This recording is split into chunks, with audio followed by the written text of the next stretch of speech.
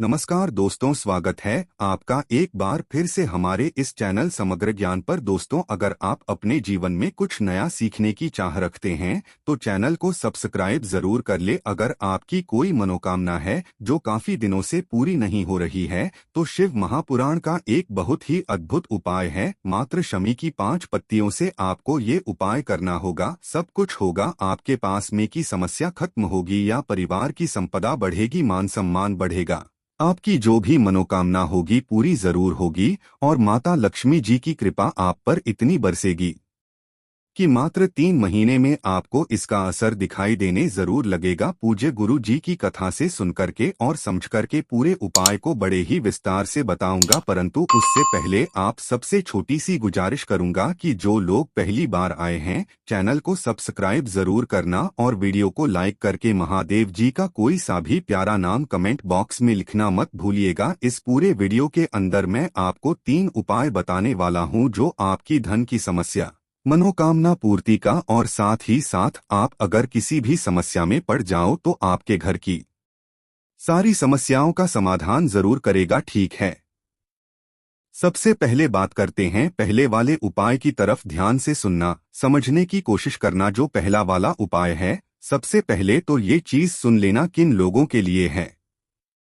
ठीक है ना। देखिए, अगर आपके घर में धन की बहुत ज्यादा कमी है, माता लक्ष्मी जी का वास आपके घर में है ही नहीं है, व्यापार अच्छे से नहीं चल रहा है, किसी की नौकरी नहीं लग रही है ना, धन की ले देकर के सारी की सारी समस्या आती है, तो मात्र आपको छोटा सा उपाय करना है, ठीक है। देखिए, या फिर आपकी अगर दुकान है, व्यापार है, फैक्ट्री है, वो भी नहीं चल रहा, कोई ऑफिस है वो भी अच्छे से नहीं चल रहा, उसमें तरक्की नहीं आ रही है, तब भी आप इस उपाय को कर सकते हो, ठीक है ना। ध्यान से सुनना, समझने की कोशिश करना। आपको चाहिए होंगे थोड़े से काले तेल। अब गुरुदेव ने इसकी कोई संख्या फिक्स नहीं बताई है कि आपको कितने काले तिल चाहिए, आप ले लेना। एक चुटकी काले तिल, चाहे उसमें 10 आ जाए, 15 आ जाए, 20 आ जाए, कोई दिक्कत नहीं है, ठीक है।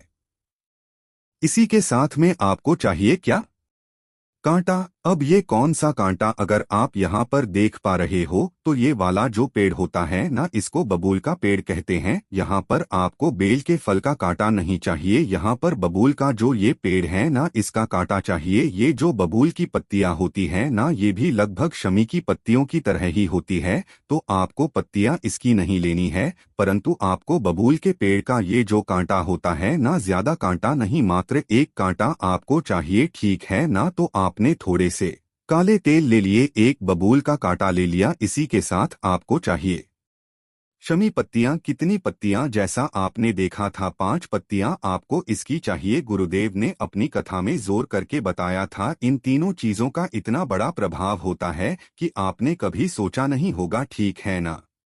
अब ध्यान से देखना, कोई सा भी एक दिन फिक्स कर लेना, या तो सोमवार का दिन, या फिर प्रदोष का दिन, या फिर शिवरात्रि का दिन, या फिर किसी भी एक पंचमी का दिन, या फिर अष्टमी का दिन, जो भी दिन होना उस दिन फिक्स कर लेना। मात्र आपको 2 बार ये वाला उपाय करना होगा, उसी वाली तिथि के दिन। जब भी अगली तिथि वाली आ जाए उसी दिन आपको ये वाला उपाय फिर से करना होगा, ठीक है ना।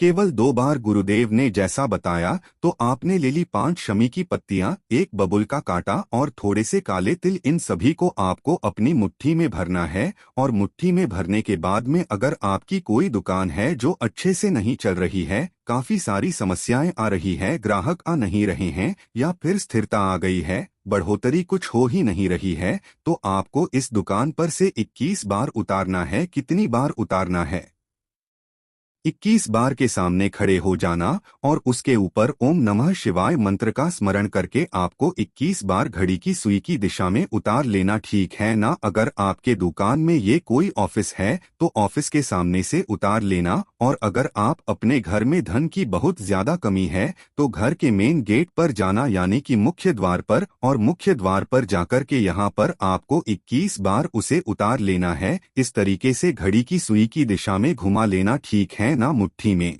लेकर के 5 शमी पत्र, एक बबुल का कांटा और थोड़े से काले तेल। अब उन्हीं चीजों को लेकर के आपको पीछे नहीं मुड़ना है, सीधे चले जाना है। कहाँ पर? या तो किसी बहते नदी, तालाब, सरोवर जो भी आपके आसपास हो वहां पर आप चले जाना और उन सभी चीजों का आपको क्या कर देना होगा, वहां पर बहा देना होगा। उसी के अंदर ओम नमः शिवाय का या श्री शिवाय नमस्ते स्मरण करते हुए पहला काम तो ये कर दोगे। परंतु काफी सारे लोगों की समस्या है कि भैया हमारे आसपास तो कोई नदी, तालाब, सरोवर नहीं है, वह है भी तो वहां पर रुका हुआ पानी है, तो रुके हुए पानी में इनके कभी भी समर्पित मत। अगर आपको समर्पित करना है तो फिर आप किसी भी बेल पत्री के पेड़ के नीचे, जो गुरुदेव ने बताया कि अगर आप वहां ना जा सको तो बेल पत्री के पेड़ के नीचे जाकर के ओम नमः शिवाय मंत्र का स्मरण करके वहीं पर आप इन्हें छोड़कर के आ जाना, जड़ों के पास में इन सभी सामग्रियों को। और उसके बाद में 2 मिनट वहां पर खड़े होकर के महादेव जी से काम ना कह देना तो भैया मेरे घर में धन लक्ष्मी आती ही नहीं है, रूठी हुई है, तो कैसे भी करके धन की समस्या को हल कर दें। साथ ही साथ संपदा, वैभव जो भी आपको परिवार के लिए विनती करनी है वो आप कर लेना। मात्र बार इस उपाय को कर लेना, आपकी सारी समस्याएं खत्म जरूर होगी। पूज्य गुरु जी ने जैसा बताया वैसा आसान भाषा में आपको बताने का संपूर्ण कोशिश किया। अब बात करते हैं दूसरे वाले उपाय की तरफ। ठीक है, देखिए दूसरा वाला उपाय उन लोगों के लिए अगर आप किसी ऐसी अटकलियों में फंस जाओ। काफी बार लोगों के हर जीवन में एक ऐसा समय आता है ना तो उसको समझ में नहीं आता है उसे करना क्या है ना?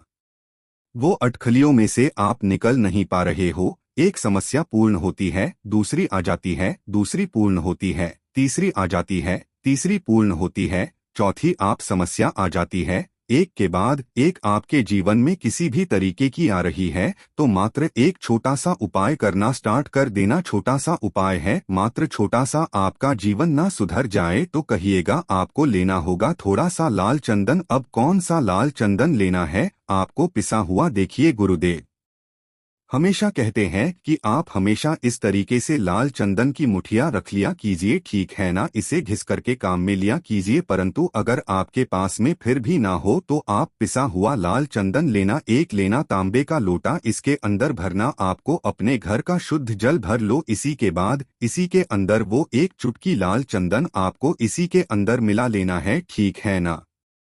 और गुरुदेव ने जो इसका खास दिन बताया है, हर सोमवार के दिन मैंने क्या बताया, हर सोमवार के दिन आप बेल पत्री के पेड़ के नीचे इस लाल चंदन वाले जल का समर्पित करना स्टार्ट कर दीजिए। ओम नमः शिवाय, श्री शिवाय नमस्तुभ्यं का स्मरण करके मेरा बाबा आपके पूरे जीवन की अटकलियां खत्म कर देगा, आपको हर एक समस्याओं से पार करके बाहर निकाल देगा। आपके जीवन में कभी कोई बड़ी समस्या पैदा नहीं होगी। पूज्य गुरु जी का ये वाला उपाय बहुत ही खास है, जरूर कीजिएगा। अब बात करते हैं सबसे आखिरी और सबसे अचूक उपाय, जो कि तीसरा उपाय है। ये किसके लिए है? ये है आपकी इच्छा पूर्ति के लिए। कोई आपके हृदय की बात है जो पूरी महादेव जी सुन नहीं रहे हैं, पूरी कर नहीं रहे हैं। काफी सारे उपाय कर लिए, व्रत कर लिए, तो मात्र छोटा सा उपाय आपको करना होगा, ठीक है ना? देखिए करना कैसे होगा। सबसे पहले आपको क्या करना है, चावल लेने हैं। चावल कौन से लेने हैं?